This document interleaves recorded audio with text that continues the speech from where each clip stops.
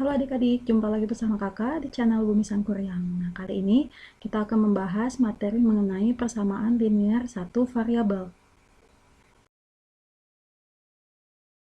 Nah, ini adalah materi baru kita ya.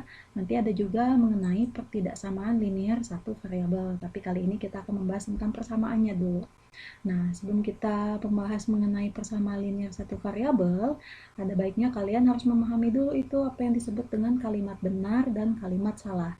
Nah, nanti untuk kalimat benar dan kalimat salah ini akan kita arahkan hubungannya dengan persamaan tadi, persamaan linear satu variabel tadi. Nah, dalam matematika ternyata ada juga kalimat ya. Jadi kalimatnya di sini kita membahas tentang kalimat benar, berarti kalimatnya bernilai benar kalimatnya nanti. Kalau kalimat salah berarti kalimatnya yang bernilai salah. Contohnya misalkan nih kakak punya ini. Contoh kalimat yang benar. Coba kalian cek. Susi Susanti adalah salah satu pemain bulu tangkis tanah air. Betul atau salah ini? Sudah pasti betul kan ya ini. Nah, ini sudah pasti betul, makanya ini disebut dengan kalimat yang bernilai benar ya. Contohnya yang lain misalkan hasil penjumlahan 12 ditambah hasil penjumlahan 12 dan 7 betul tidak 19? Nah, ini juga betul. Jadi ini kalimat ya. Kalimat ini bernilai benar gitu.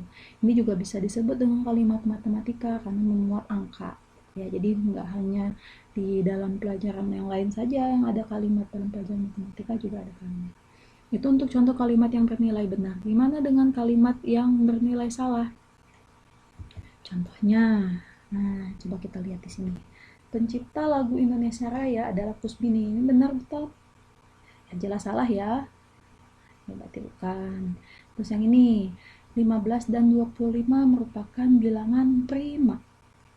Prima kah 15 dan 25? Bukan ya. Yang namanya bilangan prima adalah bilangan termasuk 2 gitu ya. Semua angka yang hanya bisa dibagi dengan bilangan itu sendiri atau bisa dibagi dengan 1. Nah, ini bukan 15 dan 25. Jadi kalau kalimat benar dan kalimat salah, kalimatnya itu adalah kalimat yang sudah pasti. Jadi kalau kalimatnya benar, berarti kalimatnya sudah pasti benar, sedangkan kalimat salah adalah kalimat yang sudah pasti salah. Gitu ya. Nah, selanjutnya ada tentang kalimat terbuka. Apa itu kalimat terbuka? Nah, kakak punya contohnya ya. Nih, beberapa contoh kalimat terbuka. Yang pertama nih, kakak punya gini. P adalah faktor dari 4.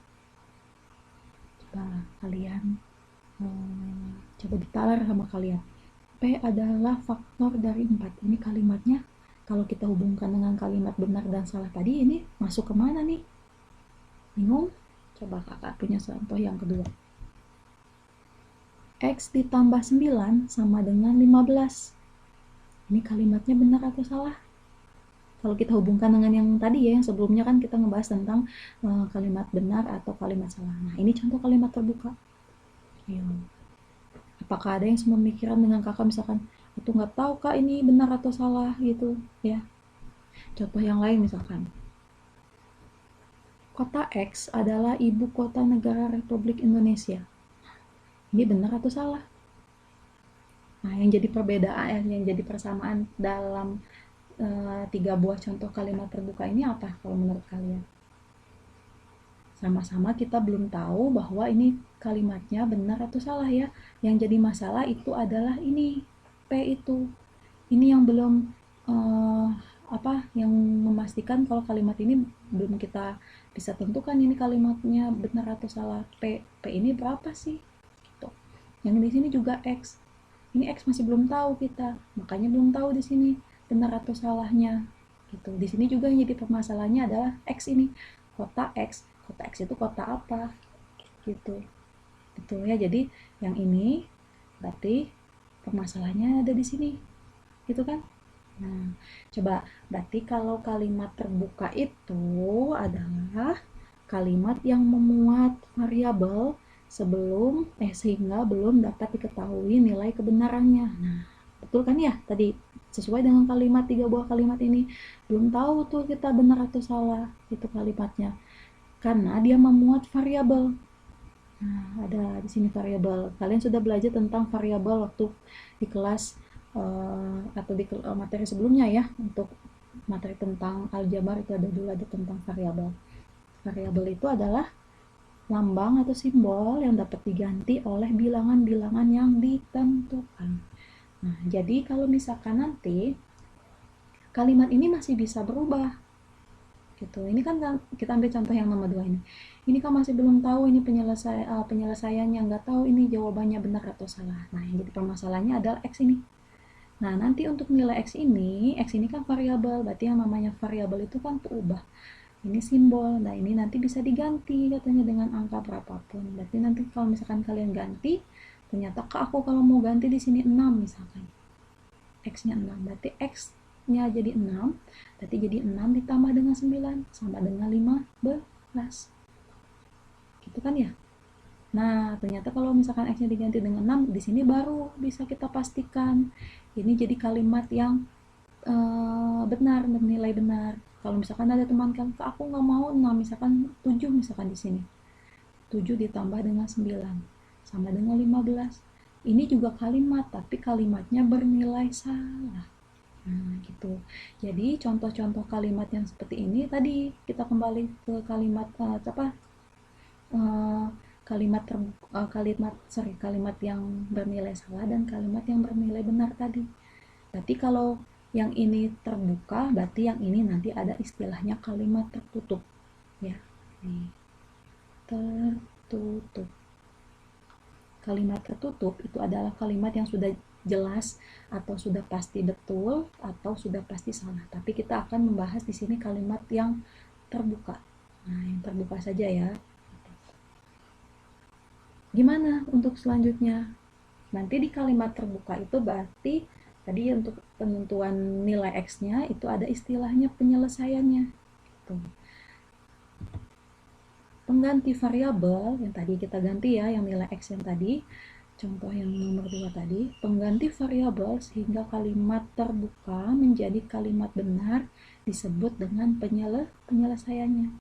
Nah, kita mau mencari penyelesaian pasti mencari yang benar kan, makanya kita ambilnya benarnya saja. Sebenarnya bisa saja kalimat itu bernilai salah, tapi masa kita mau mencari penyelesaian yang salah kan, jadi kita ambilnya yang kalimatnya penyelesaiannya yang benar saja. Nah, jadi nanti di kalimat terbuka itu masih kita kerjakan, masih bisa kita lanjutkan penyelesaiannya, masih bisa kita kerjakan, maka disebut dengan penyelesaiannya. Jadi kita untuk memastikan bahwa kalimat terbuka itu ada suatu hasilnya itu disebut dengan penyelesaiannya. Misalkan contohnya seperti ini, kakak punya soal nih, ini kalimatnya masih kalimat terbuka, kenapa dia memuat variabel pada X ini. Coba kalau kalian ditanya, hey misalkan nih teman kalian yang nanya 5X sama dengan 35, benar atau salah? Pasti kalian tidak tahu kan benar atau salahnya itu misalkan. Nah, jadi untuk kita memastikan kalimat ini menjadi benar atau salah, berarti kita harus mencari penyelesaiannya. Penyelesaiannya yang X ini, variabel ini kita ganti. Nah, selanjutnya pengganti X yang benarnya adalah ini berapa di sini? Agar bernilai 35, 5X itu waktu di aljabar berarti kalau 5X itu berarti 5 kali X. Berarti 5X sama dengan 5, berarti X-nya adalah 7. Nah, jadi pengganti X yang benar adalah 7. Jadi penyelesaiannya itu adalah X sama dengan 7. Nah, itu sehingga kalimat 5X sama dengan 35 ini tadi agar bernilai menjadi kalimat yang benar, maka nilai X-nya harus kita ganti dengan 7. Kakak punya contoh yang lain soalnya. Nah, ini. Banyak bulan dalam 1 tahun adalah Y bulan. Coba kalau kita ditanya dengan kalimat seperti ini. Banyak bulan dalam 1 tahun adalah Y bulan. Ini betul atau salah ini kalimat? Ya kita tidak tahu kan. Kenapa? Nah ini Y ini tidak memuat suatu nilai angka yang pasti. Jadi untuk yang Y ini nanti harus kita cari penyelesaiannya. Coba. Pengganti Y yang benar adalah agar kalimat terbuka ini menjadi kalimat yang benar, berarti Y-nya adalah 12. Betul kan? Nah, dalam 1 tahun itu ada 12 bulan. Kalau nanti kalian misalkan tulisnya 13, berarti iya benar. Ini menjadi suatu kalimat, tapi nanti kalimatnya kalimat yang bernilai salah. Jadi kalau misalkan pengganti Y-nya yang benar adalah 12, maka penyelesaiannya adalah Y sama dengan 12. Seperti itu ya. Jadi intinya kalau kalian menemukan soal kalimat terbuka, pasti dituntut untuk mencari penyelesaiannya. Penyelesaiannya itu adalah mengganti nilai suatu variabelnya tadi, sehingga kalimatnya bisa dipastikan itu bernilai betul atau salah, gitu ya. Contoh yang selanjutnya, kita punya contoh seperti ini. Tentukan penyelesaian dari kalimat 6x min 4 sama dengan 20. Nah, ini gimana nih? Sebenarnya kalau kalian yang memahami sama saja dengan materi kita sebelumnya ya, coba. Berarti kita mau mencari penyelesaian x-nya, nilai x-nya berapa? Ada yang sudah tahu? Kalau kita urutkan penyelesaiannya boleh seperti ini ya. Silakan kalau kalian punya cara yang lain. 6x kita tulis ulang min 4 sama dengan 20. Nanti kita sisakan sebelah kiri itu hanya nilai x saja, hanya variabel x saja. Berarti yang ini kita hilangkan dulu yang negatif 4. Berarti di sini ditambah dengan 4, ya kan? Berarti yang sebelah ruas kanan juga harus ditambah dengan 4. Ini kalau ditambah 4 nilainya 0. Berarti tinggal bersisa 6x. Nah, sama dengan 20. Ini ditambah dengan 4. Oke. Jadi di sini 6x sama dengan 24. Selanjutnya masih ada angka 6. Nah, karena kita mau menyisakan angka x saja, berarti 6 ini harus kita jadikan angka 1. Biar jadi angka 1, berarti 6-nya dibagi dengan 6, ya kan? Berarti kalau 6 dibagi dengan 6, 1, berarti tinggal sisa x. Kalau sebelah kiri dibagi dengan 6, sebelah kanan juga harus dibagi dengan 6. Nah, jadi seperti ini. Tuh. Ya, berarti x-nya sama dengan 4. Jadi ternyata kita dapat untuk penyelesaian dari kalimat 6x min 4 sama dengan 20 ini, nilai x-nya itu harus 4 agar kalimat ini bernilai benar. Kita buktikan. Gimana kalau kita buktikan? 6x ini x-nya kita ganti dengan 4. Berarti 6 dikali dengan 4 dikurangkan dengan 4. Betulkah 20? Coba. 6 kali 4, 20. 24. Dikurangkan dengan 4. Betul kan? Hasilnya adalah 20. Nah, jadi penyelesaiannya gitu ya. Jadi penyelesaiannya